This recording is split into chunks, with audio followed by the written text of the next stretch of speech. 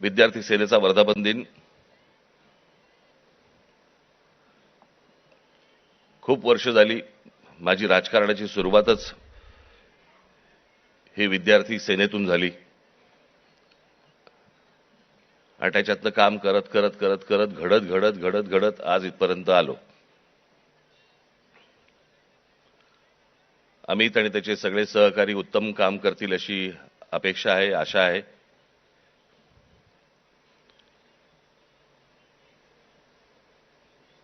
आणि या सदस्य नोंदणीला देखील भरघोस प्रतिसाद मिळेल अशी मी अपेक्षा करतो.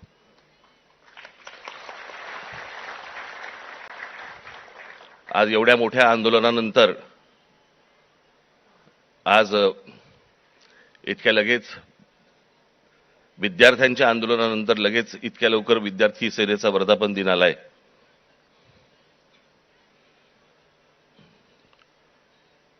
हे विद्यार्थ्यांचं आंदोलन का झालं, कशासाठी झालं हे आपण बोलूच.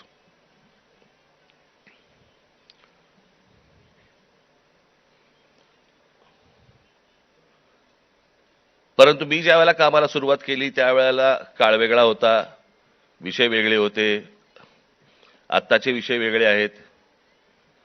त्यावेळेचा तरुण वेगळा होता, आत्ताचा तरुण वेगळा आहे. तेव्हाचे विद्यार्थी वेगळे होते, आत्ताचे विद्यार्थी वेगळे आहेत.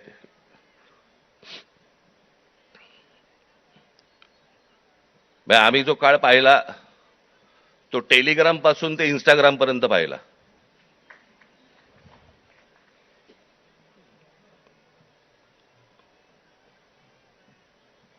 आणि आत्ताच्या ह्या सगळ्या काय जेनझी म्हणजे 97 पासून जे जन्माला आले ते 2011 पर्यंतचे, बरोबर ना? 12 पर्यंत तेच ते.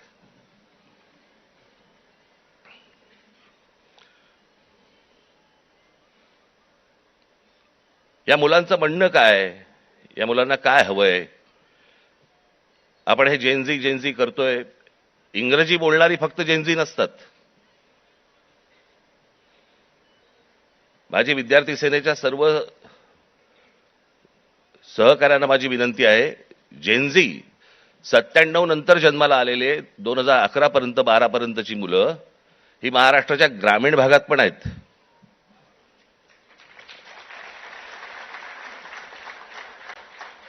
मुंबई, पुण्याचे, दिल्लीचे फक्त जेनझी नसतात किंवा नाहीत. या मुलांच्या अपेक्षा काय आहेत, आशा काय आहेत, यांना काय हवंय?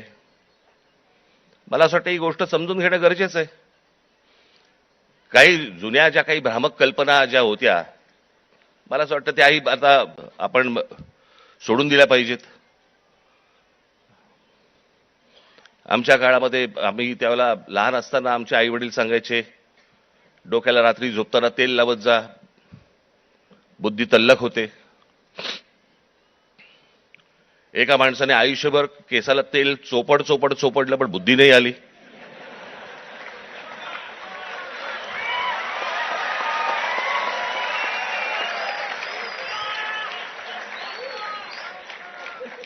प्रत्येक केस स्वतंत्र उमेदवारासारखा उभा असतो.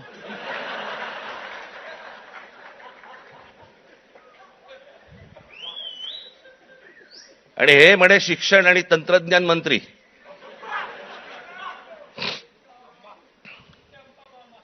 काय बोलतोय आपण, काय चाललंय, जग कुठे चाललंय, आपण काय बोलतो? आपण शिक्षण आणि तंत्रज्ञान त्याचा महाराष्ट्राचा मंत्री दगडावरच्या फुटप्रिंट्स, त्यांना फिंगरप्रिंट्स म्हणायच्या होत्या,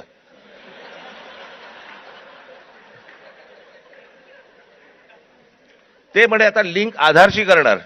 कसं?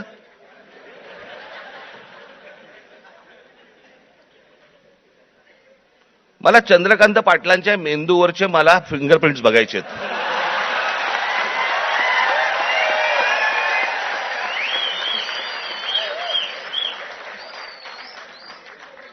कोल्हापूरकरांनी ज्ञान मिळावं म्हणून या माणसाला कोल्हापूरवरनं पुण्यात पाठवलं, जिकडे बाबा शिक्षणाचं बाहेरघर आहे.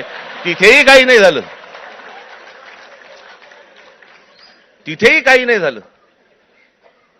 आता असे शिक्षण मंत्री म्हटल्यानंतर जेनझींचा पारा सणकणार की नाही सणकणार, चढणार की नाही चढणार, की ही अशी माणसं आमच्या नशिबी आणून तुम्ही ठेवली आहेत. आत्ताच मी एक पंतप्रधानांचं आत्ता आलेलं काहीतरी एक निवेदन आत्ता मी पाहून आलो.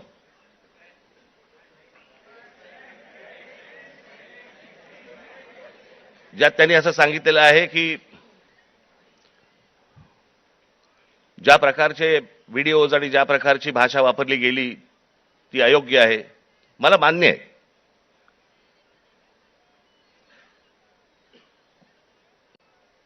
कोणाच्याही बाबतीमध्ये अशा प्रकारची खालच्या थरातली भाषा ही वापरली जाऊ नये हे मला 100% मला मान्य आहे पंतप्रधानांचं. मला पंतप्रधानांना फक्त एवढंच सांगायचंय, हे तुमच्या पक्षातल्या लोकांना पण सांगा.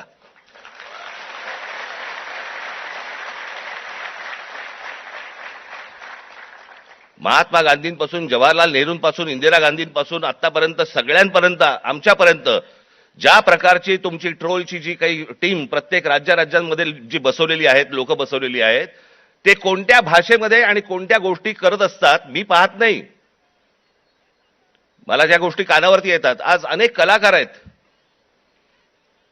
महाराष्ट्रामधले अनेक कलाकार आहेत, ते म्हणतात बाबा बोलायलाच नको, काही लिहायलाच नको, इतक्या शिव्या पडतात, इतक्या गोष्टी होतात. ही यांचीच माणसं भरलेली आहेत. मला असं वाटतं पंतप्रधानांनी त्याही लोकांना सांगावं की त्यांनी बंद करावं म्हणून.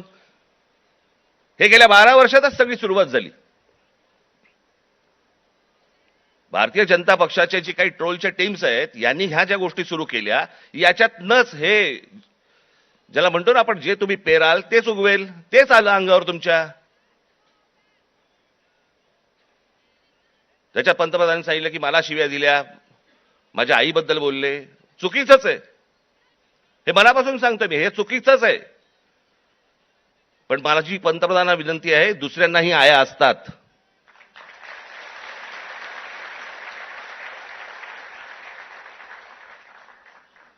हे तुम्ही तुमच्या पक्षातल्या लोकांना देखील हे सांगितलं पाहिजे की तुम्ही मर्यादा पाळल्या पाहिजेत.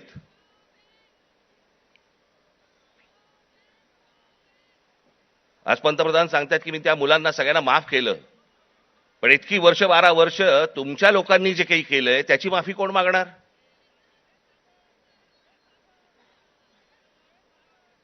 जे विद्यार्थी तरुण तिकडे जंतर मंतरला बसले होते, त्यांची डोकी फोडली, ज्यांना लाठ्या काठ्या मारल्या, त्याचे आदेश देणारे जे लोक होते ते कधी माफी मागणार?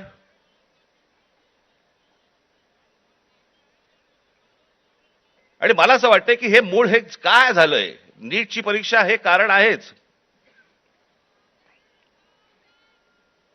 पण हे प्रत्येक ठिकाणी त्याला जो काही रिस्पॉन्स मिळाला, सगळेच काही विद्यार्थी होते, तरुण होते, अनेक जे विद्यार्थी दशेतनं बाहेर आलेले आहेत, अनेक तरुण होते, अनेक तरुणी होत्या. हे का आले रस्त्यावरती? याचं कारण सभोवतालचं वातावरण. आज अनेकांना वाटलं की हे फक्त नीटची परीक्षेचे पेपर फुटले, हे कारण होतं त्या आंदोलनाचं. पण त्या आंदोलनाने जे रौद्र स्वरूप धारण केलं त्याचं कारण हे आजूबाजूचं इतक्या वर्षांचं साचलेलं जे काही आहे ना, मला फुटपाथवर चालता येत नाही, माझ्याकडे पाणी तुंबलेलं असतं, आमच्याकडे बागा नाहीत, माझ्या लहान मुलांना खेळायला मैदानं नाहीत, बाहेर कुठे घेऊन जायला जागा नाही, शिक्षण झालंय, नोकऱ्या मिळत नाहीयेत, सगळ्या कंपन्या खासगी लोकांना दिल्या जात आहेत, एकाच उद्योगपतीवरती मेहरबानी सुरू आहे, त्यालाच सगळी जंगलं दिली जात आहेत, त्यालाच सगळ्या जागा दिल्या जात आहेत. जेव्हा कधी बघावं तेव्हा या देशामध्ये फक्त निवडणुका सुरू आहेत, आमदार खासदार फोडले जात आहेत, 50-50, 100-100 कोटी. डिजिटल इंडिया,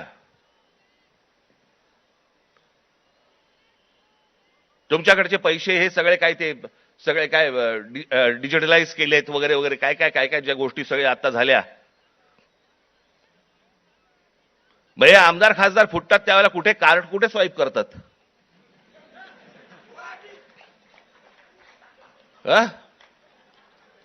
उलटा उलटा कार्ड स्वाईप.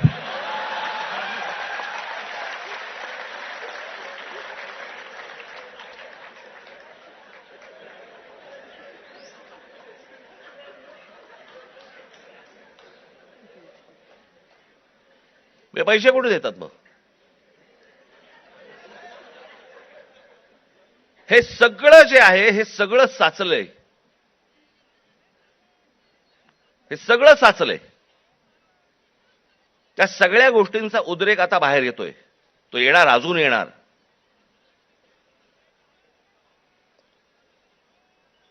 हा विषय कोणाला तरी सत्तेवरनं खाली खेचणं आणि कोणाला तरी सत्तेवरती आणणं हा एवढ्या पुरता मामूली विषय नाही आहे. हा देशाचा विषय आहे.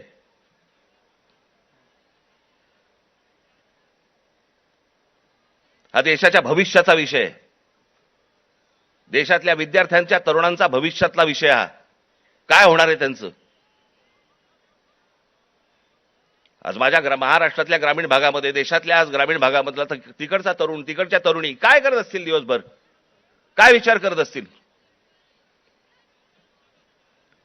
तो तिकडचा तरुण ज्यावेळेला विचार करत असेल की बाबा माझ्या बाजूच्या घरामध्ये एकाने शेतकऱ्यांनी माझ्या वडिलांचे मित्र होते, त्यांनी आत्महत्या केली. त्यांच्या अंत्यविधीसाठी तो मुलगा जाणार, विचार काय करणार? हे माझ्या वडिलांच्या मनामध्ये येऊ नये. मग याच्यासाठी मी काय केलं पाहिजे? मग मी शहरात गेलं पाहिजे. मग शहरात गेल्यावरती काय होणार माझं? मला कुठून नोकरी मिळणार? मला कुठून शिक्षण मिळणार? माझं पुढे काय होणार?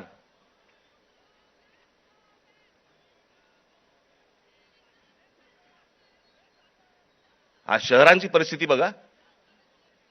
या सरकारने येऊन सांगितलं होतं आम्ही स्मार्ट सिटी करणार. कुठे आहेत त्या स्मार्ट सिटीज? आमच्याकडे रस्ते, पूल, जे काय ब्रिजेस जे काय बांधले जात आहेत, आपण त्याला विकास म्हणतोय. आपली शहरं ही राहण्यायोग्य आहेत का? इथपासून सगळी सुरुवात आहे ना. जर शहरातल्या लोकांना राहायला जर समजा त्रास होत असेल तर महाराष्ट्रातल्या, देशातल्या ग्रामीण भागामधनं जी लोक शहरामध्ये येत आहेत, कुठे राहणार आहेत? काय होणार या शहरांचं?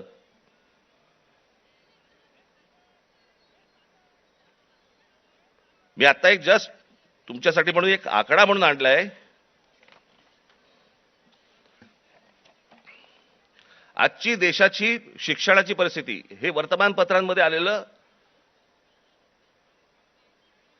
हे वेबसाईटवरनं काढलेलं, अनेक गोष्टींमधनं आलेलं, हे त्याच्यातनं मी हे तुमच्यासमोर मांडतोय. आजची देशाची शिक्षणाची परिस्थिती काय आहे? देशातील 1,00,000 शैक्षणिक संस्थांमध्ये मुलींसाठी स्वच्छतागृह नाही. 1,00,000. 15,000 शाळांमध्ये पिण्याच्या पाण्याची सुविधा नाही. 2004 मध्ये 8,00,000 शिक्षकांची पदे जी रिक्त होती ती 2026 मध्ये ही संख्या 10 लाखावरती पोहोचलेली आहे. शिक्षक हवे 10 लाख. 23ला जॉईंट एंट्रन्स एक्झाम परीक्षार्थ्यांसाठी फक्त 1,00,000 जागा उपलब्ध आहेत. 2014 मध्ये 3,00,000 विद्यार्थी परदेशात शिक्षणासाठी गेले होते. 2014ला 3,00,000. तर 2026 मध्ये ही संख्या 9,10,000वरती पोहोचली. आज इतकी मुलं परदेशात जात आहेत. का परदेशात जात आहेत? मी 2014 साली मी एक डॉक्युमेंटरी केली होती, छोटीशी एक फिल्म केली होती 16 मिनिटाची. आपण जरूर बघा, युट्यूबवरती आहे.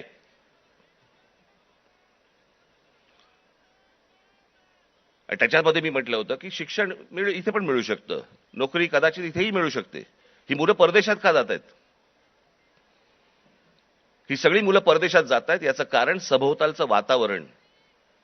मी माझ्या घरातनं बाहेर पडल्यावरती मला आनंद मिळाला पाहिजे की मी काय शहरामध्ये राहतोय, काय सुंदर रस्ते आहेत, काय चांगले फुटपाथ आहेत, काय चांगल्या बागा आहेत, काय चांगली मैदान आहेत, स्पोर्ट्स कॉम्प्लेक्स आहे. मला प्रत्येक गोष्टीला वाव आहे.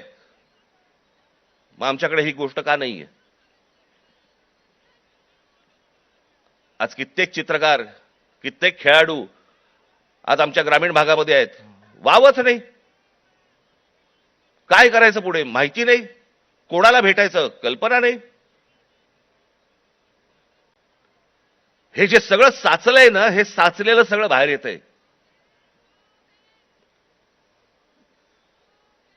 नीटचे पेपर फुटण्याचा राग आहेच, पण हे जे बाकीचं जे साचून ठेवलेलं आहे ना, त्याचं काय करणार आहात?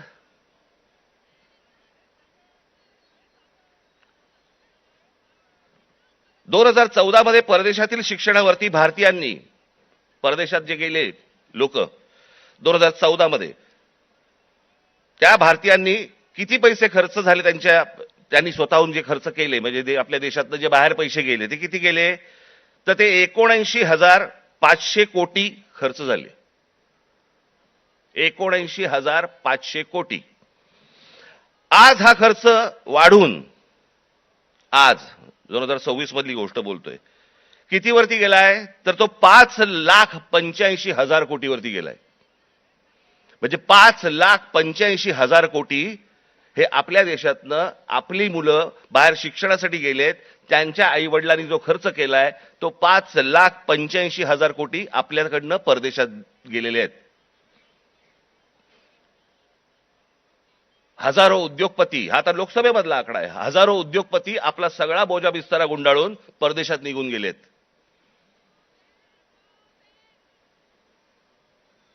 अहो एवढं कशाला? ज्यांनी मोदींवरती चित्रपट काढला होता, नरेंद्र मोदींवरती चित्रपट, आणि ज्याच्यामध्ये नरेंद्र मोदींची ज्यांनी भूमिका केली होती तो विवेक ओबेरॉय, तो दुबईमध्ये राहायला गेला. दुबईचा नागरिक आहे तो भारतात राहत नाही. मोदीजींनी खूप चांगलं काम केलंय, मोदीजी देशाला मोठं करतायत, मोदीजी देशामध्ये काय काय काय उद्योग आणतायत, हे आणतायत वगैरे वगैरे, अशी मुक्ताफळं जी आत्ता केली. तो कोण? आर माधवन ना, तो आर माधवन. विचारा कुठे राहतो हा आर माधवन? दुबईमध्ये स्थायिक झालेला आहे. यांना जर समजा या देशाबद्दल आहे प्रेम, या देशातल्या पंतप्रधानांबद्दल प्रेम आहे, ते विकास करतायत, हा जर समजा ह्यांना विश्वास आहे, हे परदेशात का जाऊन राहतायत? हे परिवारासकट दुबईला जाऊन का राहतायत? इथे येणार, स्पॉन्सर फिल्म मध्ये काम करणार, गव्हर्नमेंट स्पॉन्सर्ड फिल्म मध्ये, ते धुरंधर बिरंदर, आणि मग इथून करून जाणार परत दुबईला. देशात खूप चांगलं चाललेलं आहे, मी चाललो दुबईला. ही माणसं दुबईला जात आहेत. या मुलांचं काय घेऊन बसलोय आपण?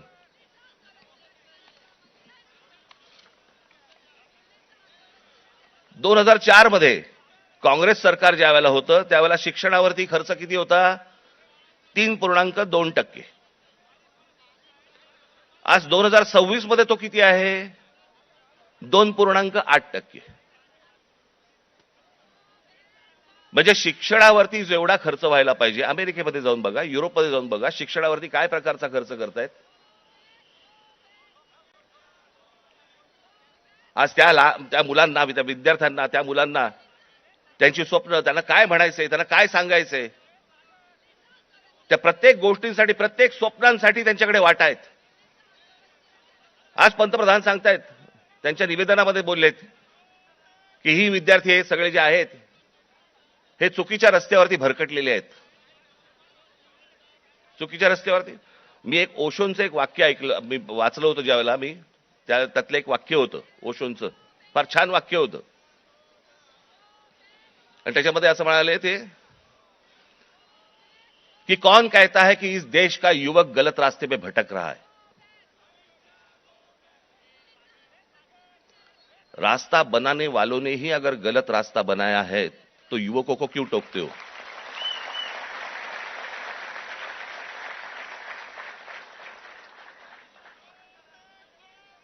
ते चुकीच्या रस्त्यावरती नाही आहेत. त्यांच्या आशा, अपेक्षा, महत्वाकांक्षा या सगळ्या मारल्या जात आहेत.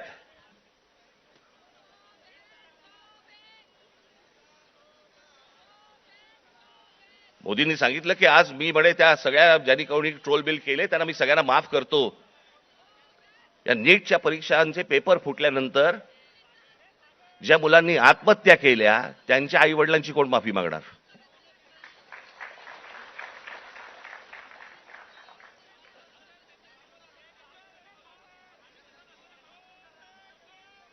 हा देश नीट समजून घेतला पाहिजे. विद्यार्थ्यांचं, तरुणांचं, तरुणींचं म्हणणं, मत हे आपण समजून घेतलं पाहिजे. आज तो विद्यार्थी ज्या वेळेला तो हवालदिल ज्या वेळेला होतो, त्या हवालदिलपणामध्ये तो जातो कुठे? मग देवाकडे प्रार्थना करायची, मला नोकरी लागू देत, मला काम मिळू देत, मला पैसे मिळू देत, नोकरी लागल्यावर माझं लग्न होऊ देत. त्याची स्वप्न असतात. मग तो विचार करतो की बाबा देवळात जाऊ, आपण देवासमोर नतमस्तक होऊ. त्याच्या लक्षात येतं, अरे त्या देवळातच चोऱ्या व्हायला लागल्यात.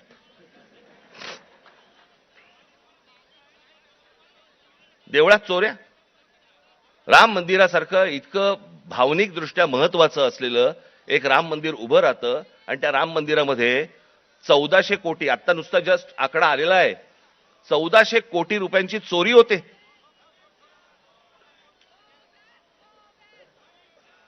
आणि याच्यावरनं सरकारमध्ये असलेले कोणीही त्याच्यावरती बोलायला तयार होत नाहीत.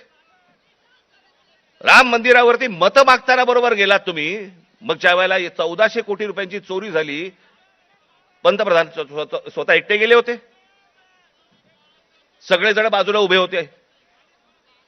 स्वतः एकट्याने जाऊन तिकडे जाऊन पूजा केली, प्रतिष्ठापना केली, सगळ्या गोष्टी केल्या. पंतप्रधानांनी याच्यावरती बोलायला नको राम मंदिराच्या चोरीबद्दल? का त्या अयोध्येमधनं एक खासदार निवडून नाही आला म्हणून आमचा संबंध तुटला, असं आहे?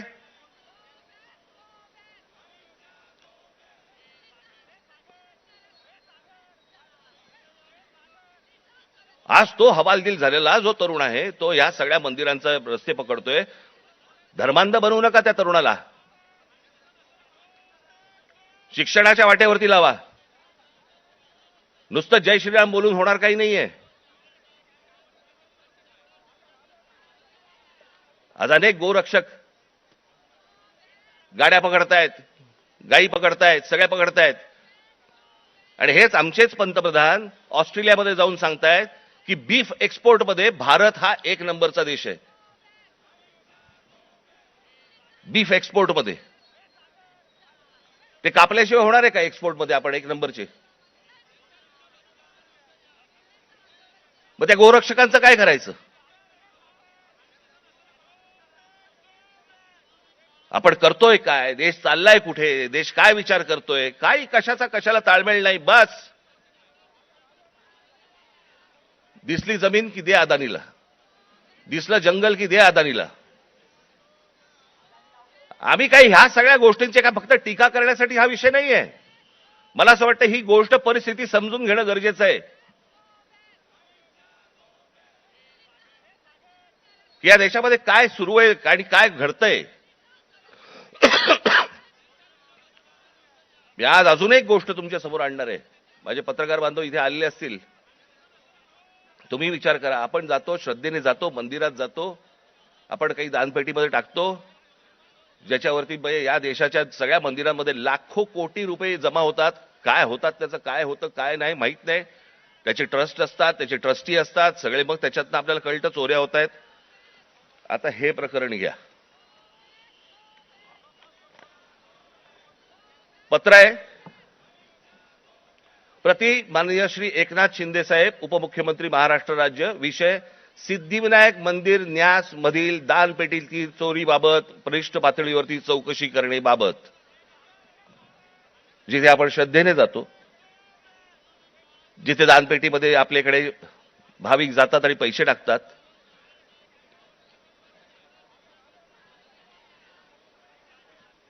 त्याचं कारण असतं ते धर्मासाठी म्हणून आपण असे टाकतो. महोदय, आम्ही स्वाक्षरी करणारे सर्व सिद्धिविनायक न्यास मंदिर प्रभादेवी मुंबई येथील विश्वस्त आहोत. साहेब, आपण विश्वासाने आमची संबंधित ट्रस्टवरती सदस्य म्हणून नियुक्ती केली असून आपल्या विश्वासाला पात्र राहण्याचा आम्ही प्रामाणिकपणे प्रयत्न करत आहोत. भाषा पण बघा, मंदिर आहे का कंपनी येतेच कळत नाही मला. त्यामुळे मंदिरात गेल्या 1.5 वर्षाच्या कालावधीत विविध उपाययोजना राबविताना मंदिराची मिळकत 35% जादा वाढविण्यात आम्ही काही प्रमाणात यशस्वी झालो आहोत. मिळकत. तुम्ही कसे यशस्वी झालात? असो. महोदय, विश्वस्तांच्या सतर्कतेमुळे मंदिरातल्या दानपेटीतून पैसे चोरणारे कर्मचारी पकडले गेलेले आहेत.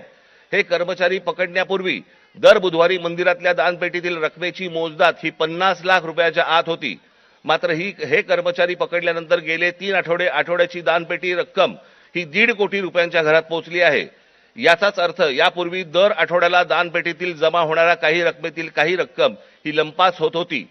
त्यामुळे दरवर्षी सुमारे 18 कोटी रुपयांचे मंदिराचे नुकसान होत होते. याचे धागेदोरे वरिष्ठ पातळीवर आहेत असा आमचा ठाम संशय आहे. साहेब, या प्रकरणाची आपण गंभीर दखल घेऊन शासकीय पातळीवरती संबंधित प्रशासनातील वरिष्ठ अधिकाऱ्यांची चौकशी लावावी अशी आमची आपणास विनंती आहे. विश्वस्त मंडळ सिद्धिविनायक गणपती मंदिर न्यास, प्रभादेवी मुंबई. हे सगळ्यांनी सह्या केल्या आहेत. राहुल लोंढे, भास्कर शेट्टी, महेश मुदलियार, जितेंद्र राऊत, मीना कांबळी, मनीषा तुपे, गोपाळ दळवी, सुदर्शन सांगळे हे त्यांचं पत्र आहे.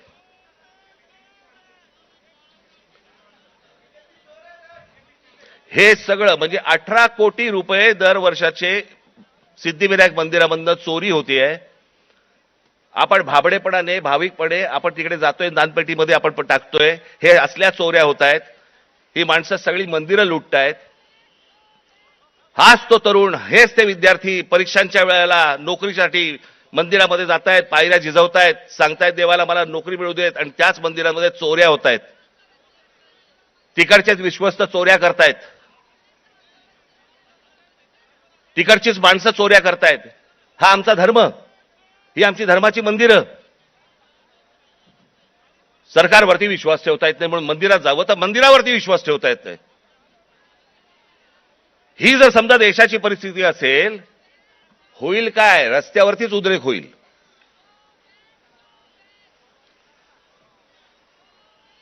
राजकारण सोडून द्या बाजूला. मला असं वाटतं या सगळ्या गोष्टींचा सामूहिक देशाचा म्हणून, राज्याचा म्हणून आपण विचार करणं गरजेचं आहे सर्वांनी मिळून. निवडणुका येतील त्यावेळेला विचार करू वेगळा. पण आज काय परिस्थिती आहे? हे का झालं? कशामुळे झालं? हा उद्रेक का झाला? मला असं वाटतं ह्या गोष्टी समजून घ्यायला नको. अनेक बारीक बारीक बारीक बारीक त्याला लेयर्स आहेत, पापुत्रे आहेत. ते पापुत्रे चढत चढत चढत चढत त्याची वडी झालेली आहे. मला असं वाटतं ही गोष्ट सरकारने समजून घेणं गरजेचं आहे.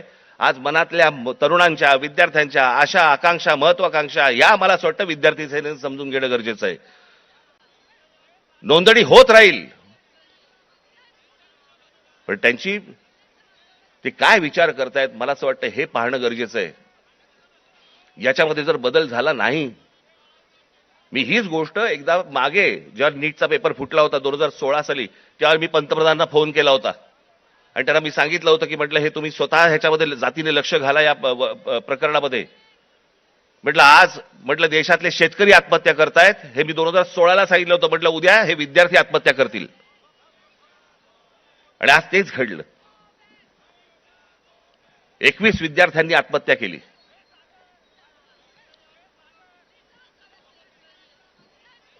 सदस्य नोंदणी ही तर कराच, पण मला असं वाटतं या शिक्षण क्षेत्रामध्ये आमूलाग्र बदल होणं गरजेचं आहे.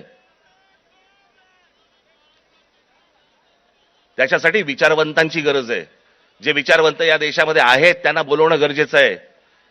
त्यांची आणि या मुलांची सांगड घालून देणं गरजेचं आहे. यांची स्वप्न आणि त्या स्वप्नांना कसा आकार देता येईल याच्यासाठी म्हणून जे तज्ज्ञ या देशामधले आहेत त्यांना बोलवणं गरजेचं आहे. त्या मुलांना समजून घेणं गरजेचं आहे.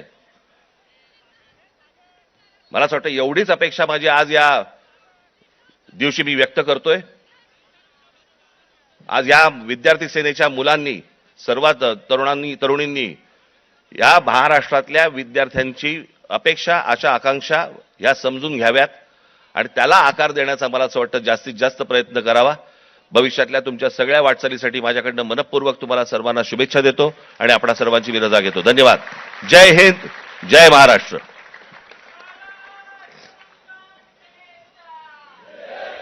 त्यानंतर महाराष्ट्र नवनिर्माण विद्यार्थी सेनेचे सरचिटणीस संदीपजी पासंगी आपणास विनंती करतात.